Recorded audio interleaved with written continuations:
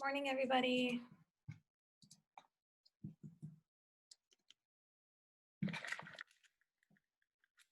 I'm gonna throw on my headphones real quick.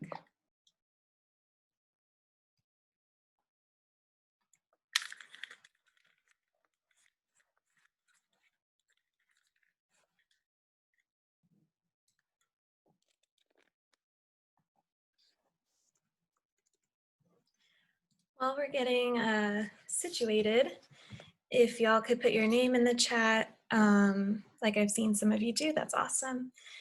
And then if you could also put in the chat, answer one of the following questions. One is, what do you miss doing that's, was like normal before the quarantine? What do you miss doing? Or what are you looking forward to eat today? One of those questions.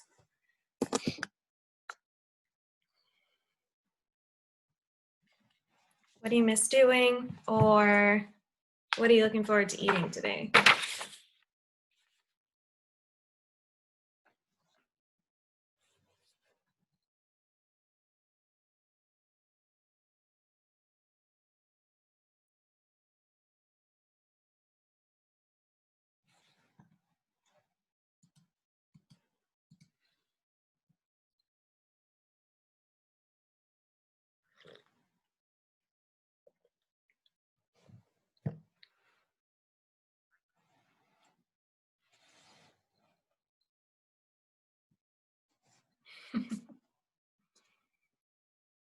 Oh, our gym's open now?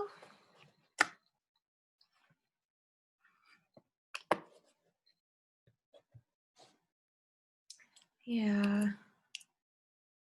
It's funny because I feel like if you're like high school age or in your young, early 20s, definitely miss going out with friends. But if you're like older like me, you're like, oh, it's okay. But actually, no, I miss my family definitely a lot. I miss traveling. Yes, definitely. Definitely took that for granted before, right? I miss being able to go on walks without having to wear a mask. Yeah, me too. I've been very strict with my mask wearing. I have pretty much worn it every time I've gone outside. Like I traveled about 30 minutes east and took off my mask and like stood in the middle of nowhere. That was really nice. I know it's a little extreme, but like, it's also about your comfortability levels. Let's see here.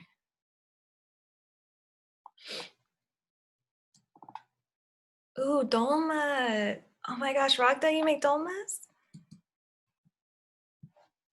That's amazing. I love dolmas. I've never made them though. It seems pretty difficult to make.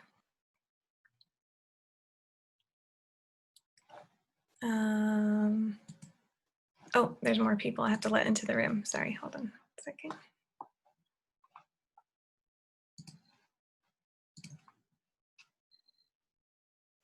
I miss going to the beach with friends. Yeah, I know the beaches are open, but it's not the same, huh?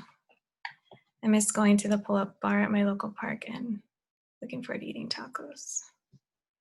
I miss being able to attend college in person. Yeah, me too. Actually, I have I have one of those phone cases that's like a clear case where I keep like my credit card and stuff. And I have this receipt from the last time I bought my students donuts, and literally it makes me cry almost every time. I miss going to class, and if we were in class, I'd be buying out donuts, which I know is not the best, but it's fun. Yes. Okay. Thank you so much. And for those just joining us, we are just putting in the chat Just simple things we miss doing and or what you're looking forward to eating today.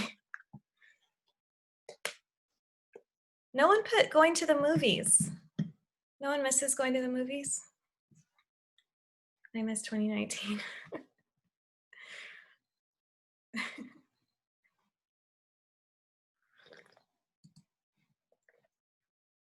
I miss 2019. Like, that'd be funny if everyone just put what year they miss, you know, like what was your what was your favorite year?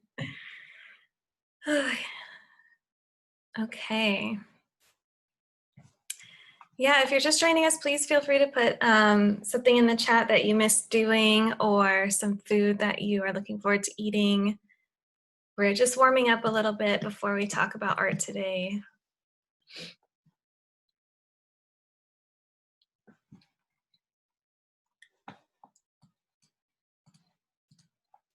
There's still some people coming in the room. Cool. Okay.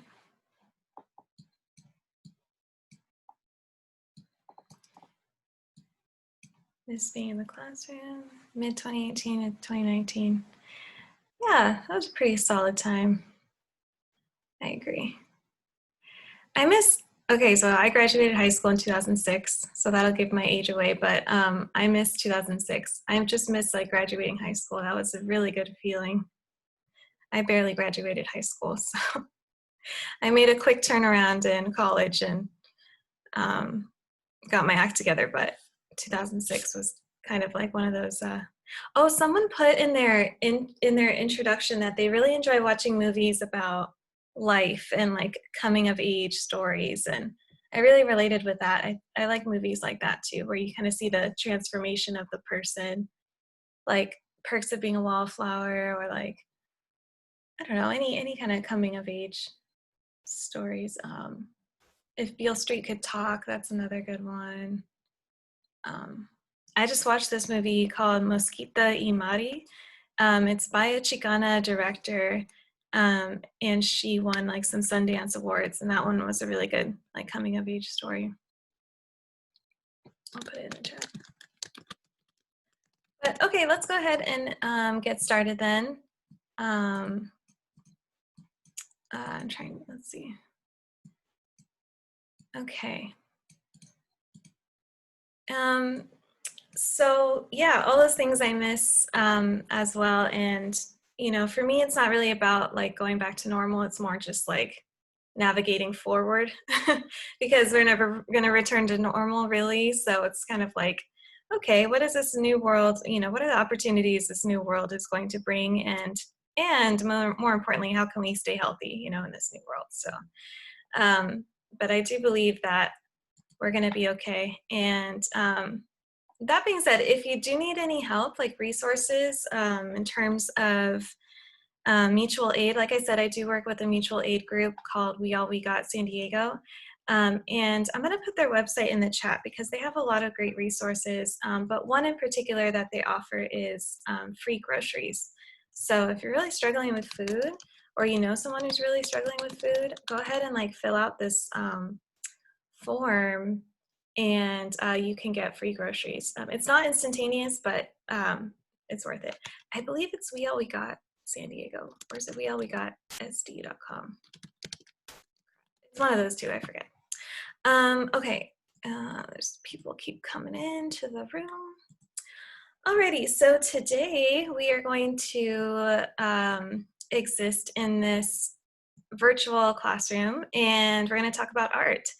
And what a privilege it is to talk about art and talk about beautiful things and learn about creative people and really continue to learn how that shapes our world. And I think for most of you in your introductions, your partners or your siblings or your friends, they really all mentioned how art is an expression of not only how we feel, but like the world around us. And so I think everyone's really on board with that definition and how looking at art can just tell us more about the human experience.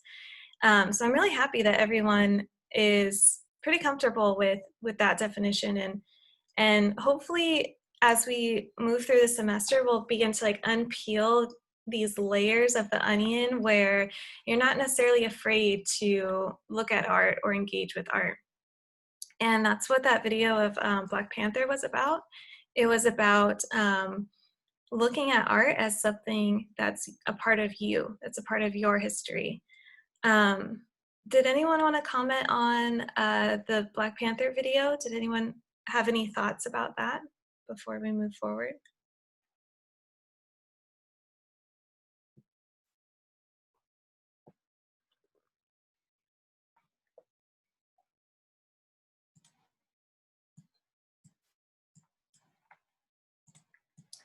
So when I ask a question, especially today, I'll pause for at least a minute to just kind of have you guys form your thoughts. If you'd like to speak, you can raise your hand. We can use that function.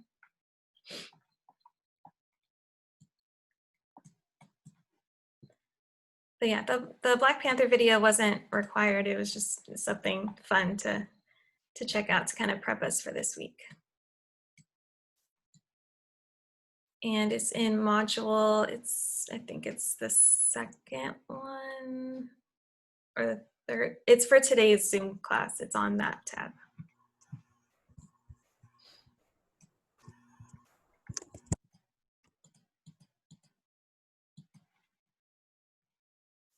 Okay, what video? Let me just show you.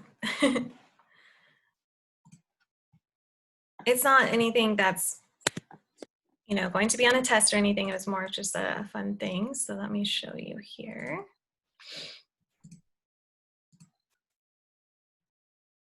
So as you go through the units, you know, you go step by step, right? 1, 2, 3, 4. So for today's, I believe I put it in this tab here.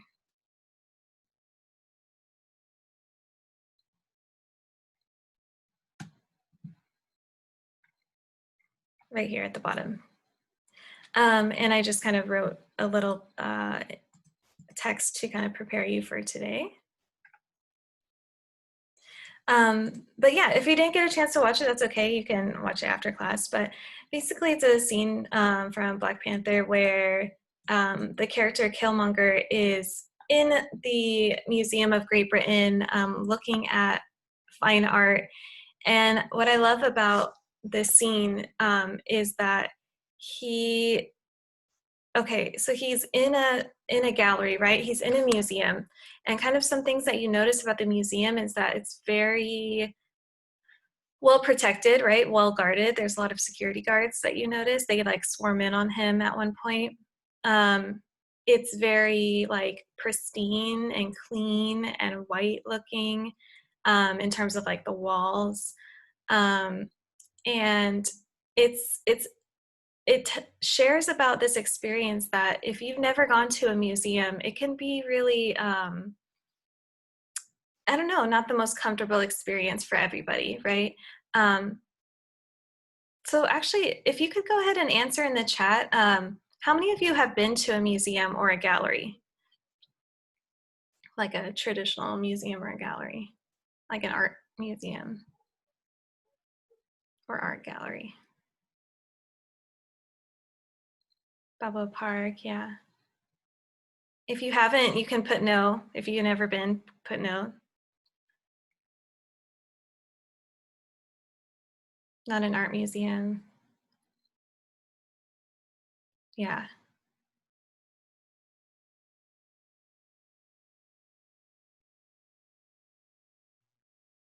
Mm-hmm.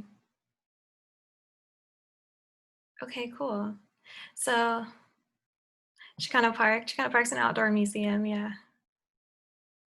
Yeah, and there's different kinds of museums, right? There's art museums and there's like artifact museums.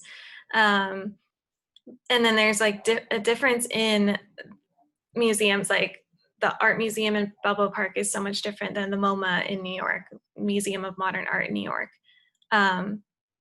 where they have a bigger collection, more resources, right? Just more wealth in general.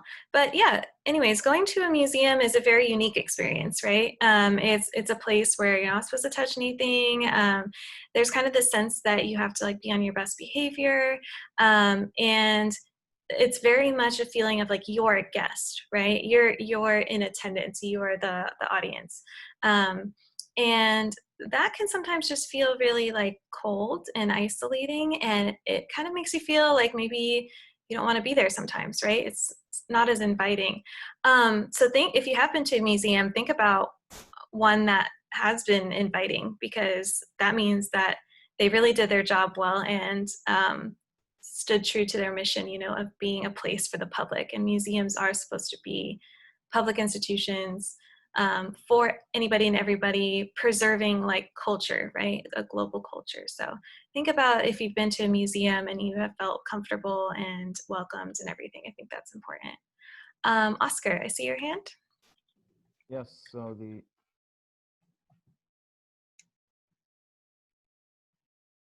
I think you're on mute again. Sorry.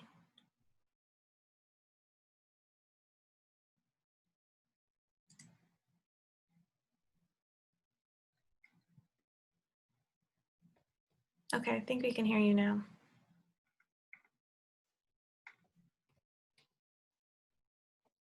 Oscar? oh, I'm typing it in the chat. Oh, okay. Yeah, so Okay, cool. The uneasiness could be due to not wanting to accidentally damage an expensive painting. Yeah. Yeah. So it's like, you know, there's rare artifacts, you know, there's expensive paintings and things. And the security guards are meant to kind of like enforce the safety of those objects, but sometimes like they really single out people, and that can feel kind of weird, right? I saw a video of someone accidentally bumping into a painting before. Yeah. Okay, Madison. You got me right when I took a bite of my oatmeal. Mm. Okay, so the Museum of Man in Balboa. Mm-hmm. I really like that one because it's really interactive. And there's like one part of it where you actually get to read secrets from like anonymous people. So I really liked that because you get to like, go through everything and like take your time with each exhibit. Oh, that's cool. And yeah. Oh, so what was that exhibit called? Post Secret? The Museum of Man, and then I forget what the exhibit was called. It was like in the beginning of the museum. Like there's like a lot of little boxes and stuff, and you pull one out, and then it has like a secret. Oh, cool. Yeah, I feel like that museum, they always have like really cool interactive stuff. So definitely. Yeah. So anyways, museums really differ from like that interactive experience Madison was talking about to just kind of like walking around a sculpture or painting and making sure not to bump into it and touch it. But we can all be really comfortable looking at art, especially when we're armed with like the vocabulary and the tools. And that's kind of what we're talking about today. So I had you cover chapter 1.10, which was about applying analysis to talk about artwork. And it broke it down into different types of analysis. And what I want to do is talk about those at the end of class, and first just kind of look at the visual elements of artwork before applying analysis. Because I think sometimes if you get bogged down in like these different types of analysis, it's kind of like, I don't know, I really want to listen to our intuition today and what we're feeling and seeing in the artwork. But that being said, I do think in the intro to chapter 1.10, there are some, the elements and the principles that they give, I think are really useful for starting to talk about art. So let me switch over my screen real quick. Okay. So this is from the intro to chapter 1.10. It's technically under formal analysis, but I think that this list they give of the different elements to look at and the different principles to look at, this is just a really good start. This is a really good start in terms of how you're going to talk about the artwork. So maybe you're just like totally confused and you don't know how to talk about art. Start with line. Are there any lines in the artwork? Start with shape. What are the different shapes in the artwork? Is there texture? Talk about the texture. So I think this list is really good to just copy down and to have as like an arsenal of, you know, how to talk about art, especially if if that's not something natural that kind of comes to you. So contrast, balance, pattern. And today is really about unpacking artwork and what we see. So we're going to use a strategy called visual thinking strategies. And visual thinking strategies is a really great technique that's inquiry based. And basically the goal is to kind of unpack these like visual elements and not necessarily be worried about the facts or the history of a work or just, we don't really need to know anything to look at art. We can just like listen to our inner voice and pay attention to what we see. And that's what visual thinking strategies is about. It's about just pulling apart, unpacking the artwork based off of what we see. So that's kind of what we're going to practice today. And then building off of what we see, applying analysis to that. And then after you have like the type of analysis that you want to do, that's going to lead you to the conclusion of what the artwork is saying. So we're going to do it in 3 steps. So first, we're going to look at the visuals, visual thinking strategy. We're just going to look at what do we see, what's going on here, what more can we find. Then we're going to apply this kind of analysis to it based off of the list. There's a nice list on page 176, I believe, of all the different types of analysis. And then the third part of that is the conclusion. So the conclusions are like, this is what we know because of, you know, all of this unpacking that we did, all of this like investigation that we've done. Okay, any questions about that? It'll become more clear as we demonstrate it here.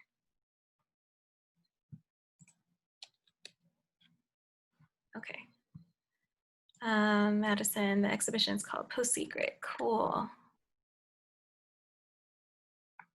Oh, that's awesome. Melanie said the 2 museums that stood out to her were the museum in New York, the 9/11 Museum and the Museum of Tolerance. Yeah, very emotionally driven historical museums. Good. Okay, so let's go ahead and jump into visual thinking strategies. This is something you can use for kids who are 3, 4 years old to adults our age, a wide range of ages. But once we learn this tool, it becomes like really easier and just more comfortable to kind of look at art. So anyways, I picked 3 different artists to look at, Kehinde Wiley, Judy Baca, and Thomas Leclerc. And they're very different from each other. So that's kind of what I was going for. The first 2 are definitely artists that are favorites of mine. And the last one, Thomas Leclerc, is someone who just kind of is also pushing boundaries. So, all right, let's look at Kehinde Wiley. Okay, so this is the piece we're gonna look at. If you have your book and can pull this piece up, I think that would be good too, to kind of look at it in person. This is Kehinde Wiley, Napoleon leading the army over the Alps. I can tell you the page number if you'd like to look it in your book. But what I'd like us to do is to just look at this artwork. And I want you to kind of write down some things that you're seeing right away. So let me go a little bit closer for you. Here's kind of a close-up, and I have some more zoomed in images as well. But why don't you just, jot down some things that you notice right away, some things that you see right away.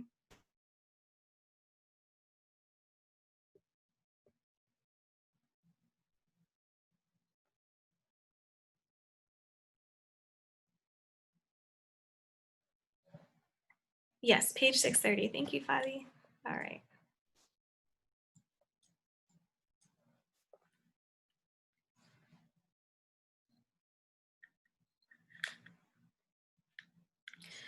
So I'm not going to tell you anything about this artwork or anything about Kehinde Wiley yet. There are some things in the book, of course, that you might have read about it, but I really just want to go off of what we are seeing. So go ahead, get close to the screen, write down some things that you see. I'm going to ask you about it in a moment.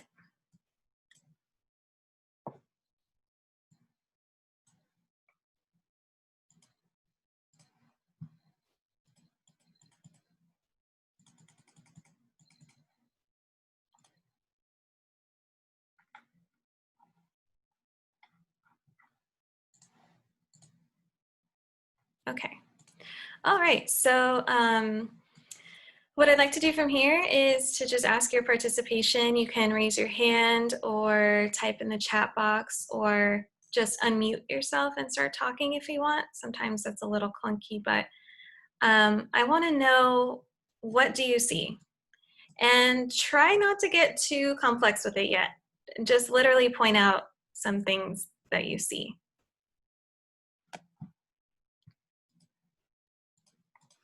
I'm going to take some notes of what you're saying. All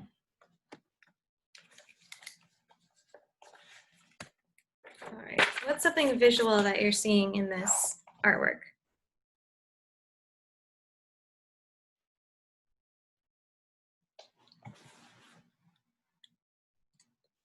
For folks who don't know how to do the raise hand function, you can just type in the chat box too that you want to talk. Okay, so we have, there, Ragda said, I see broken rocks on the bottom. Cameron said the background looks like wallpaper. Dominic says names in the rocks. Good. Fadi, details on the floor, the names. The horse looks like it's falling. Carpet background with elegant patterns. The horse is created to shine with beauty. Background is unique and I don't know why red. Okay, cool. The types of colors he's using and what he is wearing. The rocks seem to have writings on it. Yusuf said he looks like he's wearing camouflage. Military uniform. Okay. Yeah, okay, so we see, let's just look at that real quick. So we see his clothing. Let's focus on his clothing real quick. His clothing is camo, right? But do we think that he's in the military? Or do we think this is more like a stylistic choice?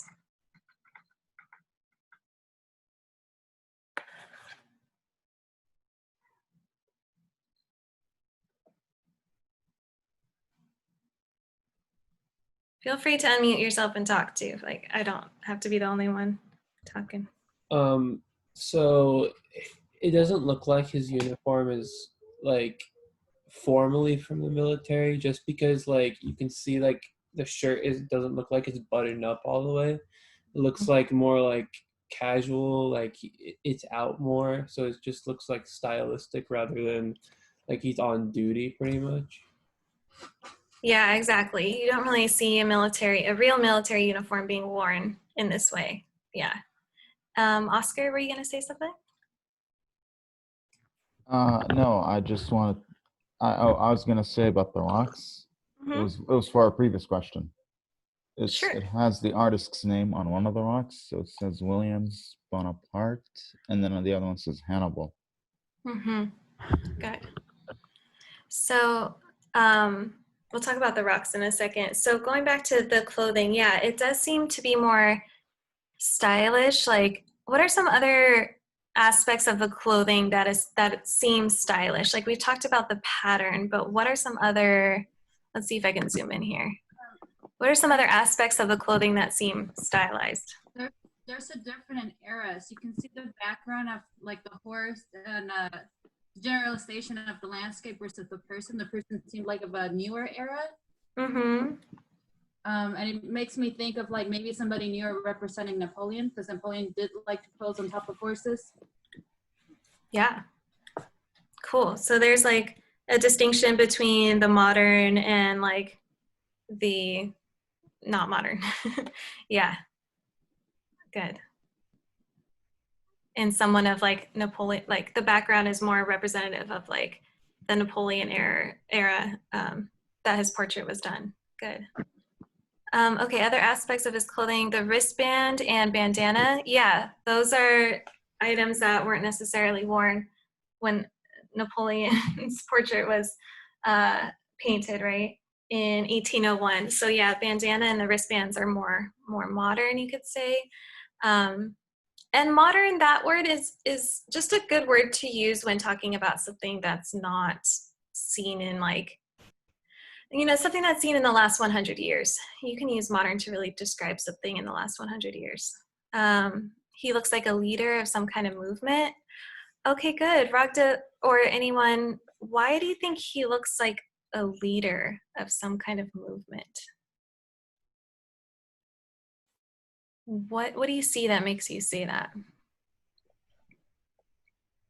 The way his hands raised. Yeah.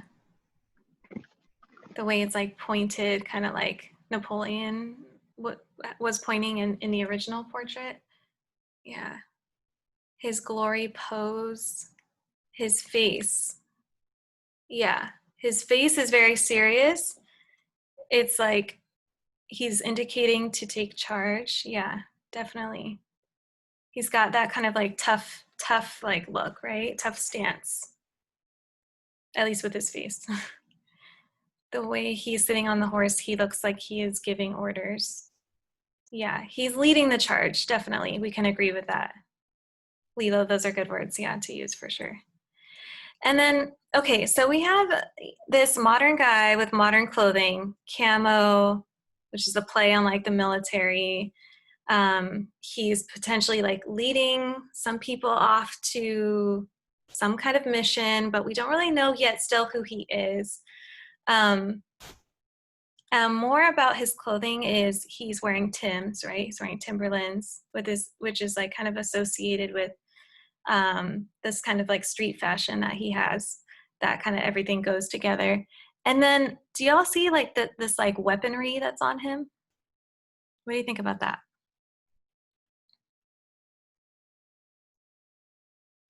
You see this like knife right here?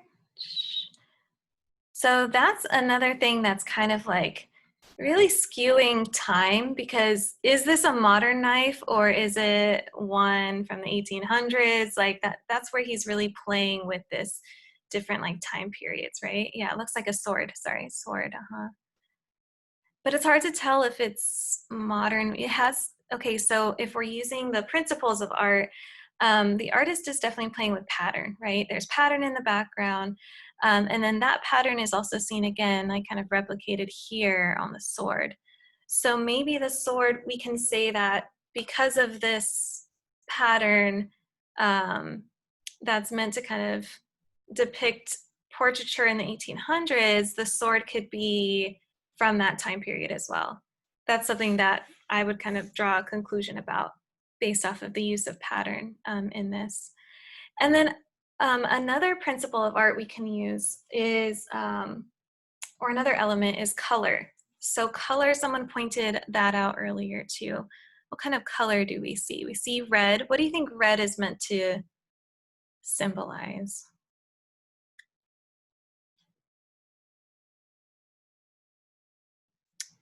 Leadership. Good. What else is red kind of associated with? Ooh, power, danger, blood, war. Wow. Good. Cool. Danger, seeing red, anger, right? But this red is not necessarily like a seeing red. This is like a, yeah, passion.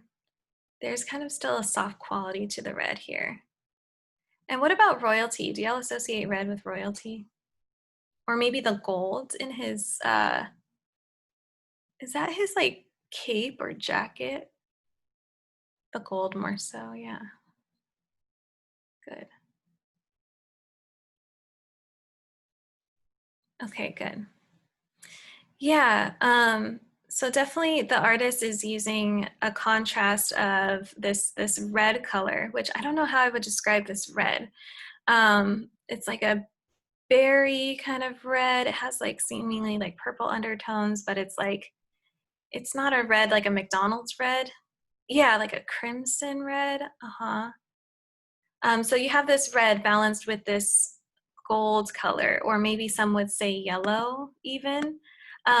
So you see like how many different twists and turns this visual analysis can take, right? Because each one of you is going to have your own opinion on if this is a yellow or this is a gold, right? So really pay attention to what you're seeing and try not to be influenced by others. We can definitely come to an agreement of like what this feels like and what this looks like, but it's really important to listen to your own judgments as well. So I'm going to scroll back. I missed some comments from before. Let's see here.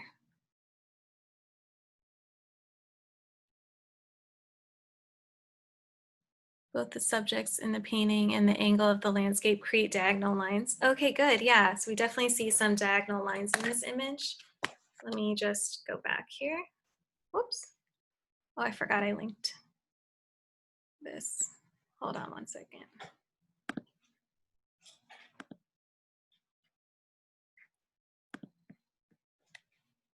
Can you guys still see the slideshow? Okay, hold on. Let me go back here.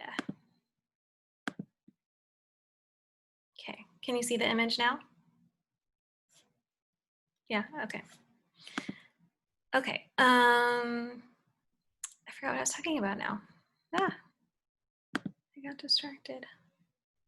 Oh, diagonal lines. Okay. Oh, goodness gracious. My computers.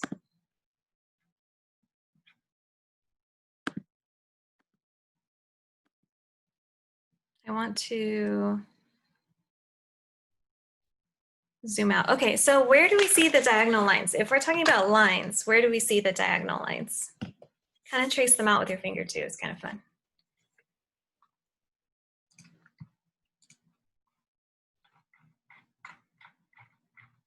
All the lines direct your attention to the top left corner of the screen. Yeah.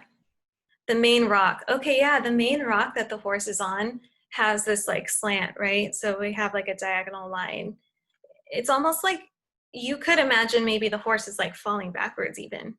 So there is that movement, right? That line is definitely showing us movement, whether it's forward or backwards. What else is like being used to show us like a line? His hand, absolutely. The pose of the horse, yeah. Yeah, his hand, of course, is like a direct line, like right here. Good, awesome. So we can definitely use line, color, pattern to talk about this piece by Kehinde Wiley. Let me look, let's see if there's any other comments I missed here.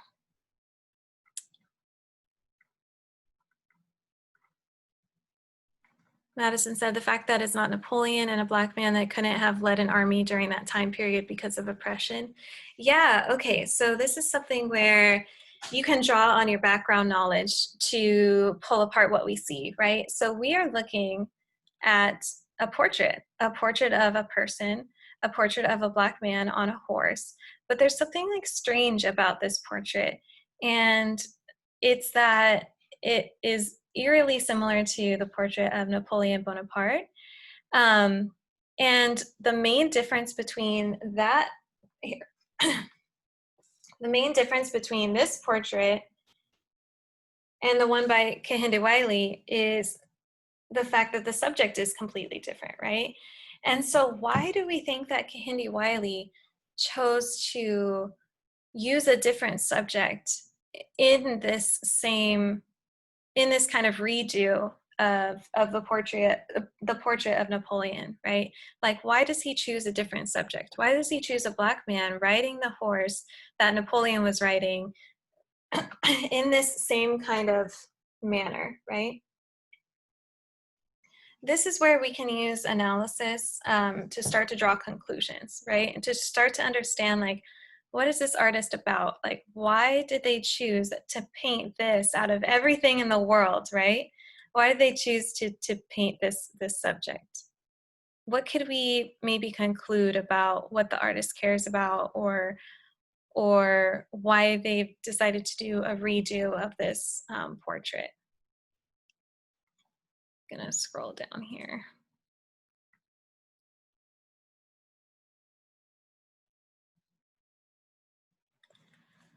To portray the plight of POCs in the same way Napoleon was. Oh yes, good. So maybe the artist is drawing this connection of you know, how Napoleon was going against an army and was potentially like the underdog, you know. Maybe the artist is connecting people of color or Black folks in this same way, like trying to make a connection between this battle that they're entering. Yeah, definitely, you could see that, right? Good. And in order to see that, we're not going off the visual anymore. We're going into like a kind of historical analysis. We're using a lot of our background knowledge. But the artist calls us to do that because he's literally copied this painting, right? And so we have to talk about this painting, and we have to talk about what was going on with Napoleon here. Napoleon is guiding his troops into war. And so now we can say this subject is guiding his troops into war, right? And so, yeah, I do agree with Daniel. There's this connection of the plight of Napoleon with the plight of Black folks or people of color. Yeah. Okay, Oscar says, I believe that he wanted to represent African Americans since they weren't fully represented at that time. Yeah, there's definitely a lack of like equality, racial equality when it comes to artwork and like who we see represented. So he is famous for saying, you know, he has that quote in here, painting is about the world that we live in.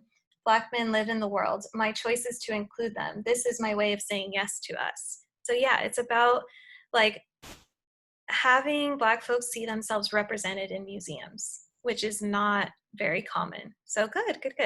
To demonstrate equality of power, good. All right, awesome. Let's move on to the next artwork. Y'all did a really good job with that. I have a video to post of Kehinde Wiley. He is famous for doing the portrait of President Obama. And he got his bachelor's degree from the art school I went to. So we like have some similar cross paths, but oh yeah, here's some kind of zoomed in part of the names. Oh, and another part they mentioned in the book is how he drew the background with these little white sperm figures here in the background. And what that's telling us is about masculinity and the role of portraiture. And so he's really like playing with that. I think it also alludes to his identity as a gay man because gay artwork, much like Robert Mapplethorpe, is often depicted as like hypersexualized. And so that's why you have this kind of like, that's why you have this like, I don't know, hidden symbol within the artwork here. Okay, let's talk about Judy Baca. All right, let's take a look at this artwork and jot down a few things that you see, jot down some elements or principles that your eye is drawn to.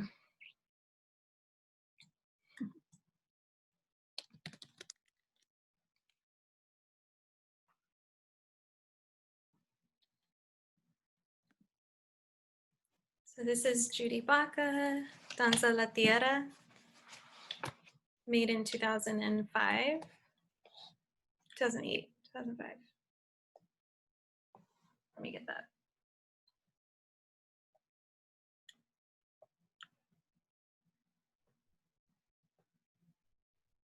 (2008). This is 2008. The last one's 2005.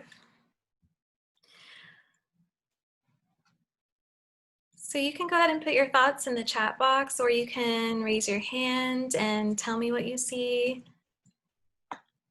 But use that list of elements and principles that I gave you in the beginning to help kind of break down the different elements.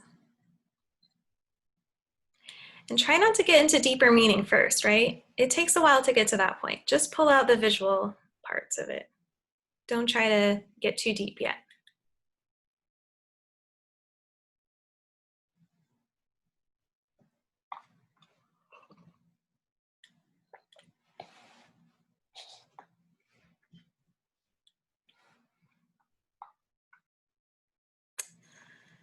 Okay, I'll give you another minute to put in your responses, or if you want to raise your hand.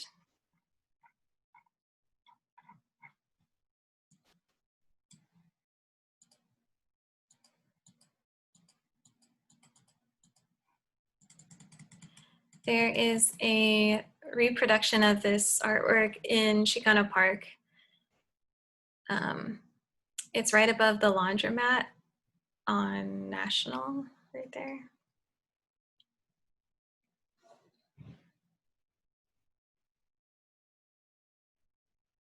Okay, cool.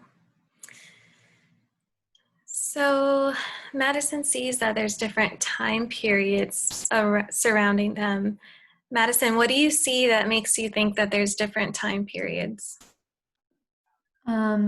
So basically the buildings, all in the background, and then also the woman and or I don't know who that is, but the person in the robes and stuff, it's conflicting with each other. They're different time periods.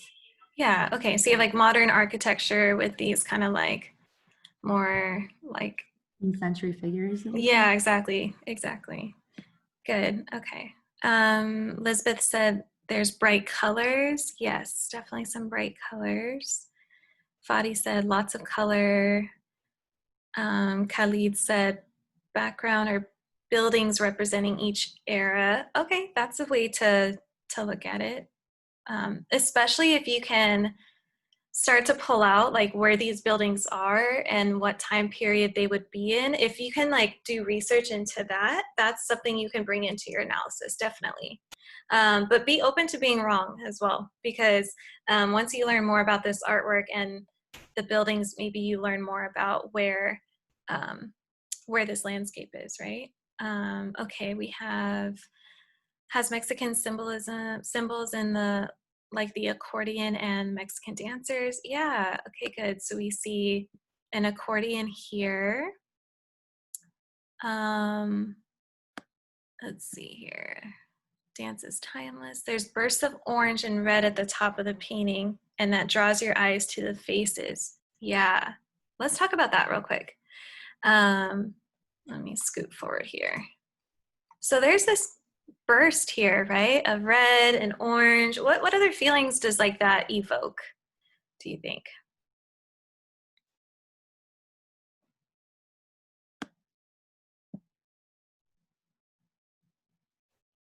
What kind of like feelings, emotions do we get looking at this kind of burst of like orange, red?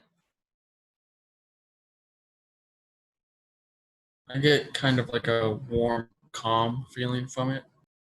Good, okay. Do you think that's coming from the color or coming from the texture? I hadn't thought about that yet. I think maybe more combination of both actually, but maybe more of the color. Yeah, okay. The color is calming to you. Yeah, totally. There's April said pride, happiness, warmth, and excitement. It's inviting, yeah, which I think is what Micah was getting to as well. Is that how you pronounce your name, Micah? No, that was a mistake. It's Michael. Oh, Michael, okay. Michael. So yeah, warmth, excitement, kind of inviting. Orange and red reminds me of heat and sun. Yeah, good. Warm like the summer. It's definitely like an inviting color. And it's also an energetic color too, right? Like if you didn't know this was a sunset, what else could this be? What else could the red and orange be? It could be associated with fall kind of change maybe. Yeah, definitely like the sky and or fall leaves. What else do you think orange and red can symbolize, I guess, as an element? Fire, yeah. I was kind of leading you guys to that, sorry. Fire, yeah. So, you know, we know that this is a calming sunset. It's energetic, right? The dancers are like literally in movement. We know that like that's happening. There's a lot of passion, but it's interesting if you like pull away, like maybe it looks like, you know, fire, right? And fire definitely can emote like passion, again, energy. And I kind of see that here in these shapes, right? So we can use shape to talk about this artwork as well. Okay, let me go back to some other folks' comments.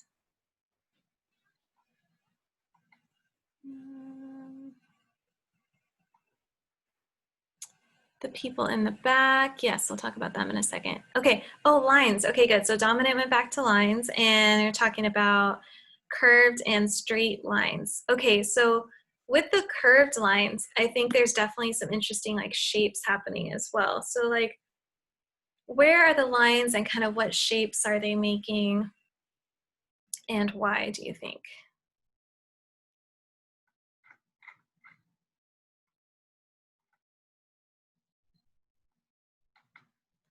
So there's, or what do you think is the most like obvious shape in this artwork?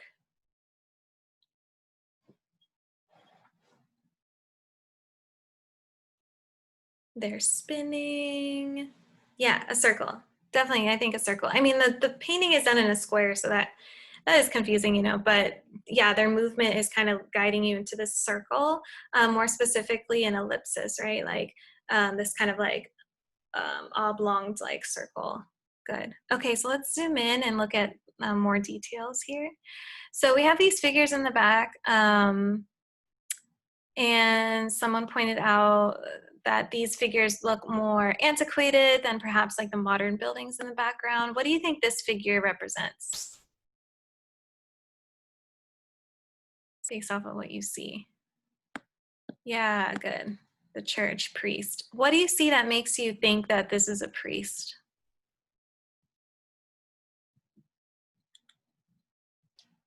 The robe, the clothing.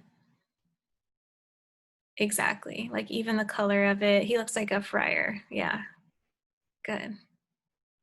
But this figure, what do y'all think about this figure? What do you think this is? Like, I'm very perplexed by this figure here with the wings, I guess.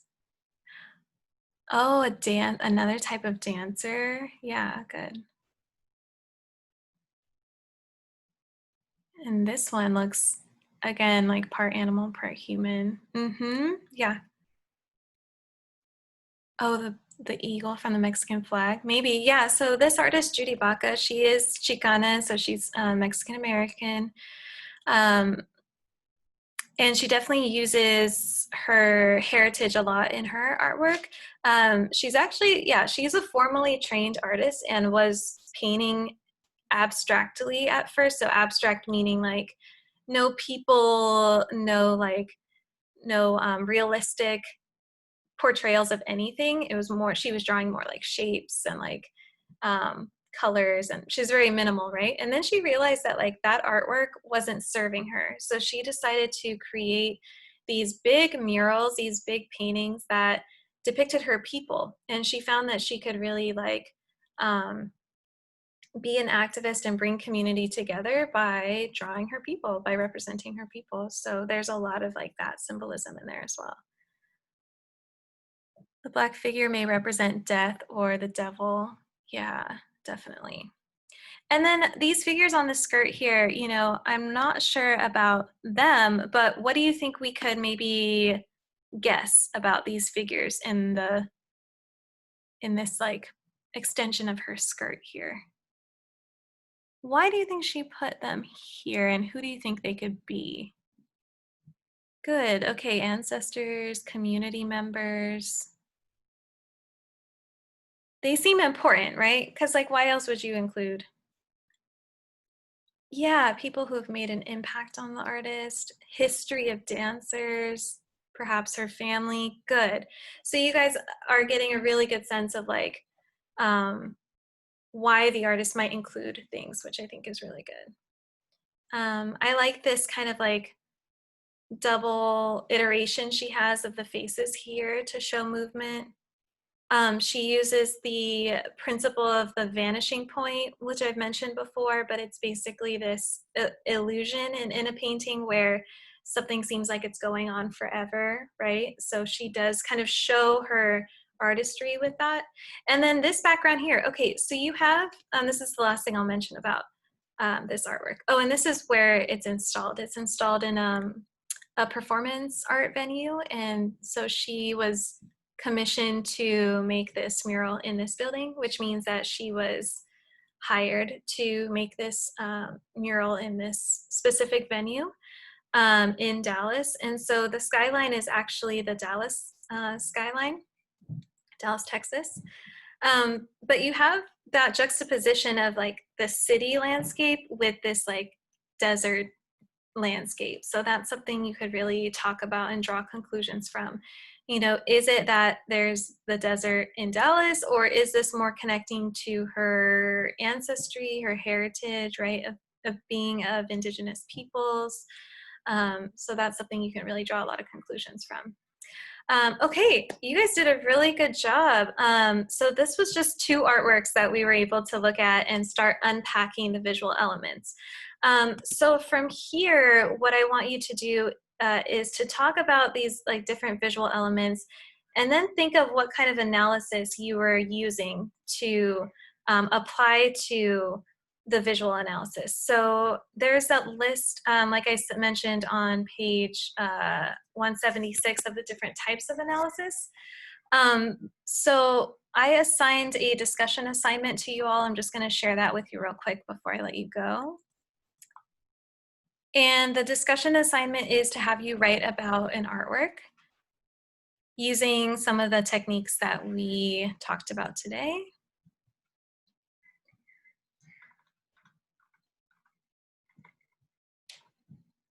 And it's gonna go live at 10, so it'll be there.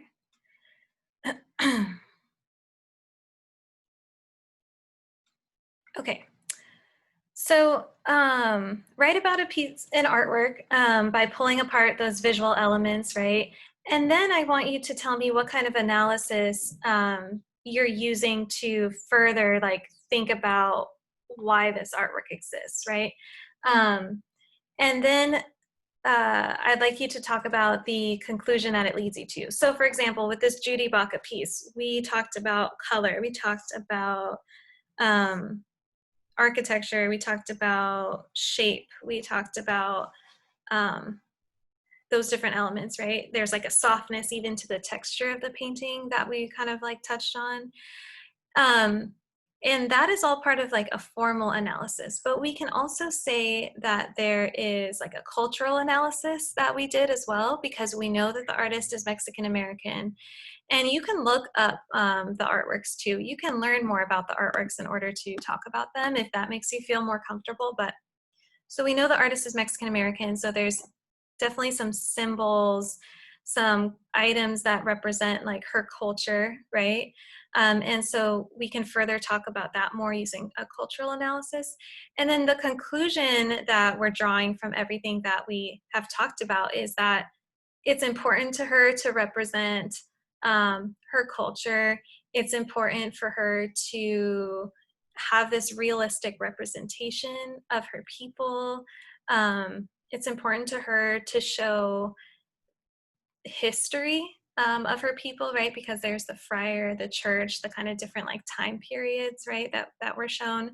So it's all up to you, like what are the conclusions that you draw from the artwork, but I really want you to focus on the visual elements and then applying the analysis to that. So again, the list of analysis types that you can use, I just want to confirm that page for y'all, which is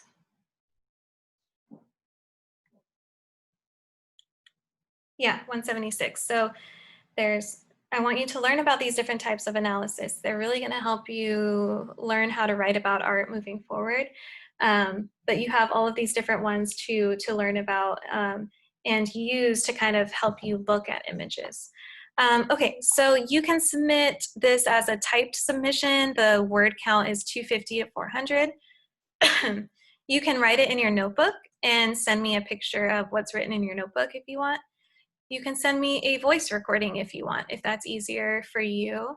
You can send me a video with a clear voice recording, or you can upload a file that includes your typed submission, so like a doc or a PDF. And then there's a rubric down here of just kind of what I'm expecting from you. So that's the discussion for this week. You do not have to reply to other students. If you want to, you can, but I just want you to start to dip your toe into writing about artwork by unpacking these different like visual elements. So yeah, good job today. I know we didn't get to the last artwork, so that's okay. We can look at it on our own. But yeah, I will hang out for another few minutes to answer any questions that you all may have. But thank you for joining us today, and I'll see you on Thursday. I hope you guys have a good day. All right. Let's see here. Yeah. Hello, Professor. Mm-hmm. How are you, Professor? Hi, Julio. Hello. I didn't got enrolled to this class. You sent me the authorizing code, but I didn't get it. I was in work when I came. It was a little bit late. I didn't get nothing. I checked my canvas too. So what do you need? Authorizing code for this class. You need the syllabus? My class is not showing Canvas and Oh, it's not showing in WebAdvisor. Canvas. Yeah. If it's okay, how were you able to get this link if it wasn't shown on Canvas? Me and my brother got the same class for this summer, and he just sent me the Okay, and you for sure added the class on WebAdvisor? Yeah, we did the same, but there was a mistake. My small brother, he dropped it. I was in my laptop and when I answered to the Zoom, yeah. Did you re-add the class? No, I was at work when I came home. It was a little bit late. Okay, so you need me to authorize you to add the class again? Yeah. Can you please do that?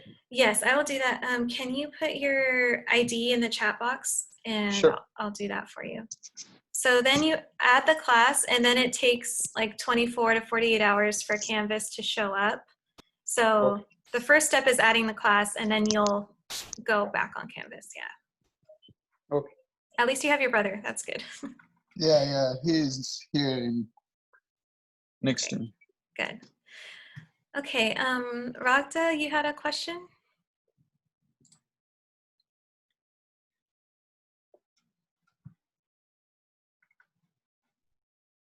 Does the art have to be from the book? Yes. Well,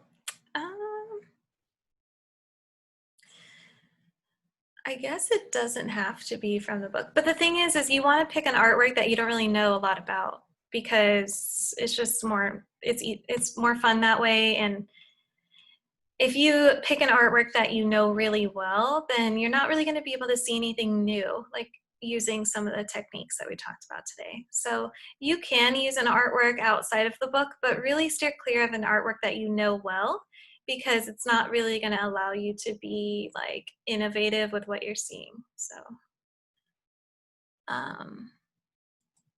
having trouble with inquisitive, big time struggle. Okay. Dominic, yes, the discussion is going to be posted. If it's not posted already, sometimes the timing is weird. I'll just publish it manually. Okay, there. Okay. Professor, I have a question. Yeah. So our quiz, you had mentioned that you were pushing it back to Friday night. Yeah. Mm-hmm. Mine is showing up late, and I sent it in like on Friday during the day. Oh, I think I didn't extend quiz number 2 yet. So I'll do that for you. Okay, thank you. Yeah.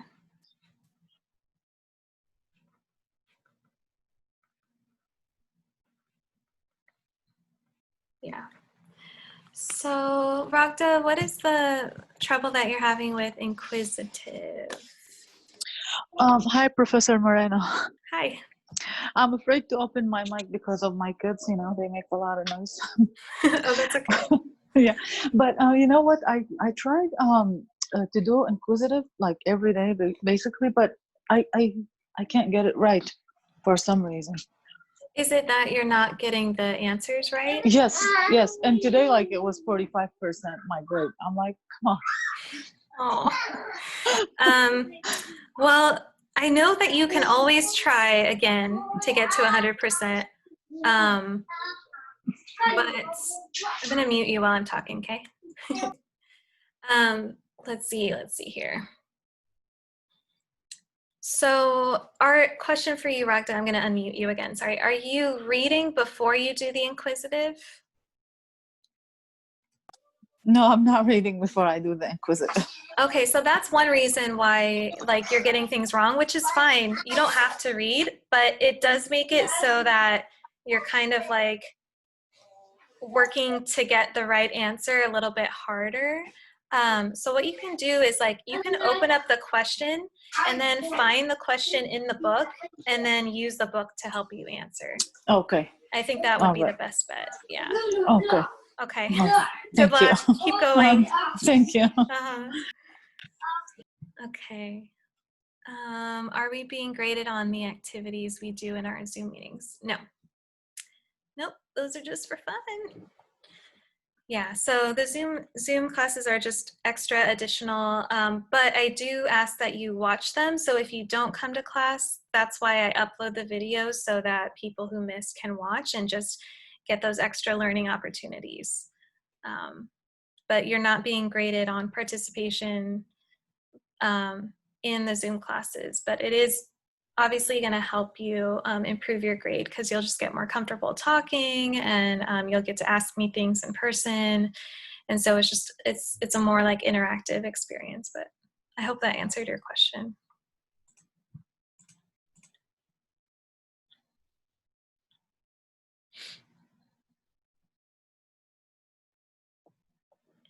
This is really going to be a big test for y'all in the fall because you have all of your professors who have never taught online are going to be forced to teach online.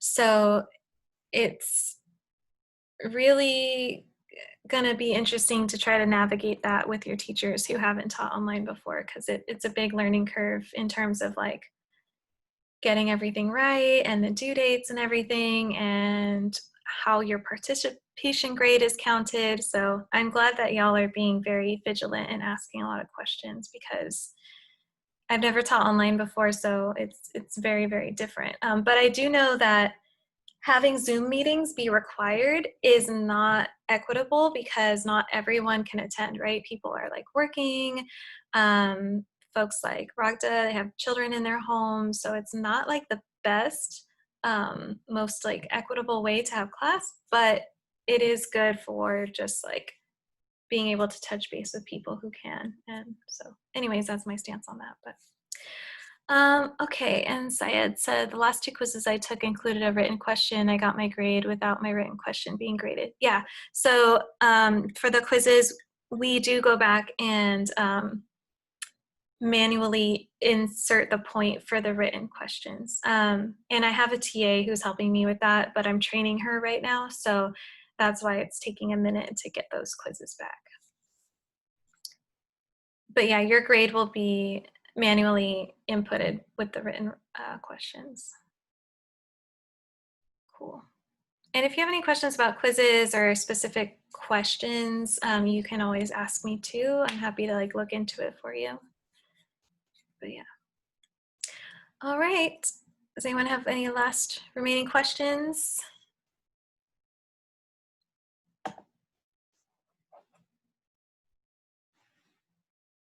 Okay, if you do, just send me a quick email. All right. Have a good day, y'all, and I'll see you on Thursday. All right, bye.